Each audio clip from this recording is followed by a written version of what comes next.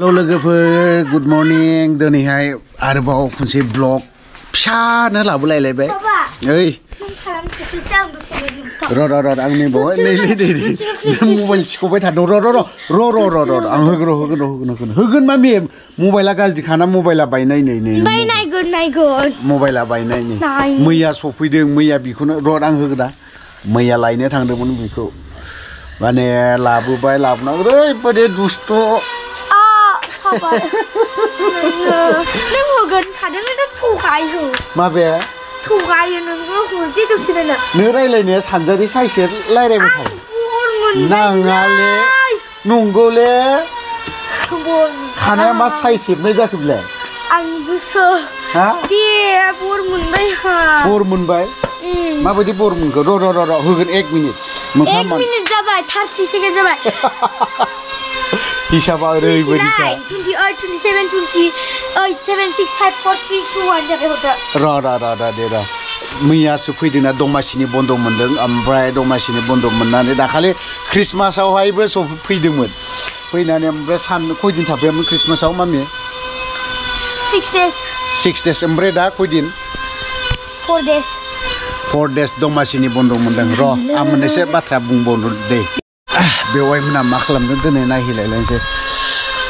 बोराय बुरै बिसि फिसा सानैबो मालाय जि गोथाव मैगं सायदोंमोनलाय बेवाय मा खालामदों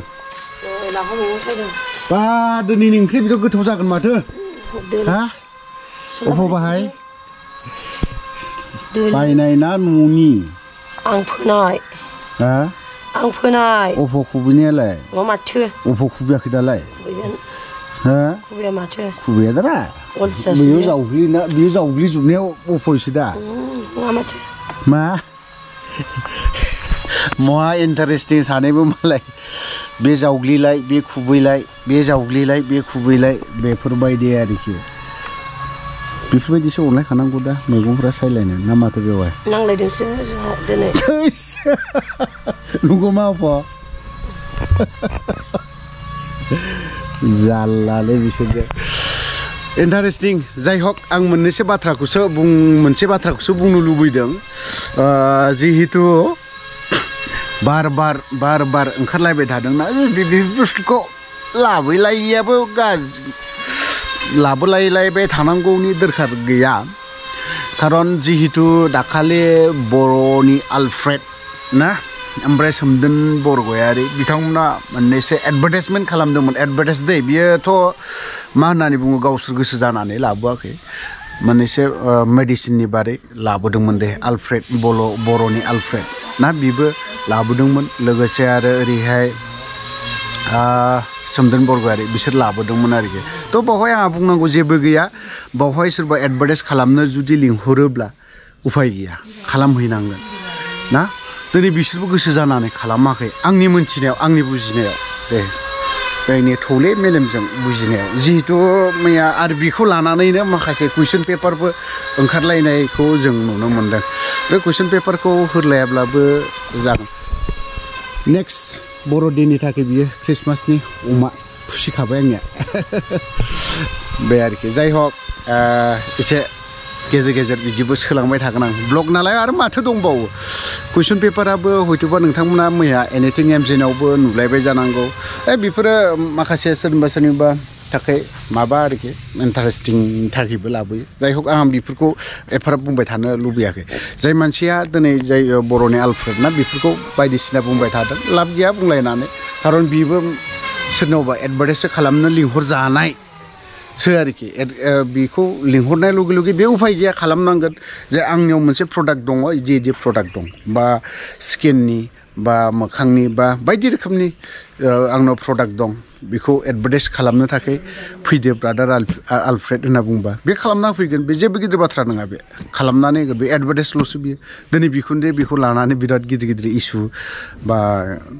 माबायावहाय ससियेल मिडियायाव बुंलायबाय थानांगौनि दरखार गैया होननानै आं सानो दा बर'नि आलफ्रेडनावहाय बा इंलिसनि आलफ्रेड माबानावहाय चेनेलावहाय गोबां जायगानि बाथ्राखौ होयो माखासे बाथ्रा बुंनायफ्रा बेयाव मोजाङै बुंलाङो बहुत मोजां खोथा होनो सोलोंनांगौ दङ होननानै आं सानो बिनावहाय माखासे बाथ्राफोरखौ जानो हागौ जोंफोरसो जानला मानला बैयावहाय होदलाबाय थायो नङा होमबा जोंफोरना जानला मानला खिन्थु एसे सोलोंनांगौ दं होननानै सानो आरोखि दा हायोब्ला बेखौ बिराद गोजौ बिसोरनि माखासे मोजां बाथ्रा बुंनायफोरखौ शेयार खालामनानै हो जोंनिखौ दा खालाम सोमदोन मोननावथ' बिराद मोजां मोजां भिडिअ ब्लग लाबोयो सोमदोना बिराद मोजां मोजां लाबोयो आं मानियो आरोखि बिसोरखौ जानो हागौ बिसोरना साबसक्राइबारा खम जानो हागौ थेवबो खिन्थु बिराद मजबुत जाखिनि ब्लग लाबोयोना मथा माने गोरा मजबुत थागत माने एसे मोजां ब्लग लाबोयो होननानै आं सानो बाद बाखिनिखौथ' आं बारा नाया नायनायालाय गुबुन नायाथ' नङा नायो खिन्थु बारा माबा जाया सोलोंलांनो हागोन बिसोरबो बिसोरनिखौ नायनानै माखासे सोलोंलांनो हागोन माखासे एडभाइसफोरबो दङ बेफोरखौ सोलोंलांनो हागोन आरोखि थ' ओंखायनो आं सानो दा बर'नि आलफ्रेड ना बिथांनि जाखिनि माखासे बाथ्रा ओंखारलायबाय थानाय बेफोरखौ लाबोबाय थानांगौ बा लाबोलायनांगौ दरखार गैया होननानै आं सानो हायोब्ला बेफोरखौबो जायफ्रा एडभार्टाइस खालामनो लिंहरो थां खालामहै फोसावनानै हो बेफोरबायदि आरोखि नांगौसो बेफोरबायदि बेबो गोसो जानानै आलफ्रेडआबो गोसो जानानै बे थाङाखै सोमदोन बरगयारियाबो गाव हारसिं गोसो जानानै खालामहैयाखै जिहेतु बिगोमा जाय मेडिसिन आयुर्वेदिक मुलि फानो ना बे लिंहरदों एडभार्टाइस खालामनो थाखाय ओंखाय बेनि थाखायसो बियो खालामहैदों होननानै आं सानो थ' बेखौनो बयबो फिसा माबा माबि लाबोयो नङा होमबा जाय हक बे बाथ्राखौ आं दोनथ'नोसै आंबो जागोनलै बे मैगंखौ ओंख्रिखौ दोलोखौ खारै होगोन ना होआ हा नाथुर मानैसो होनानै होबा बेसेबां गोथाव जागौमोन जोंना बेगमा मा लायनो थांदोंथाय मिथिया सोङाखै बेवहायनो साखाबारि ना गाइखेर लायनो थाङाखै मा साखाबारि ना गाइखेर लायनो थाङाखै दिनै दखान हैयाखै नामा नोंसोरलाय टाइमानो बारा जादों सिखार रोङाखैदां माबा मोनसे सिखार रोङाखै नोंसोरखौ गैया मैया 1.5 बथल जादोंना खय बथल 1.5 बथल सानैजों हामारो मानसिफोरा सानैजों 1.5 बथल बावसो बे लोङा बिफाङा नैबे लोंला दा गैलालै बाहाया जोंना गोदो लोङोमोन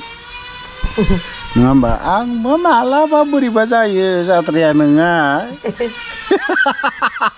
खिन्थु गोदान बोसोरनिफ्राय आं गैथारला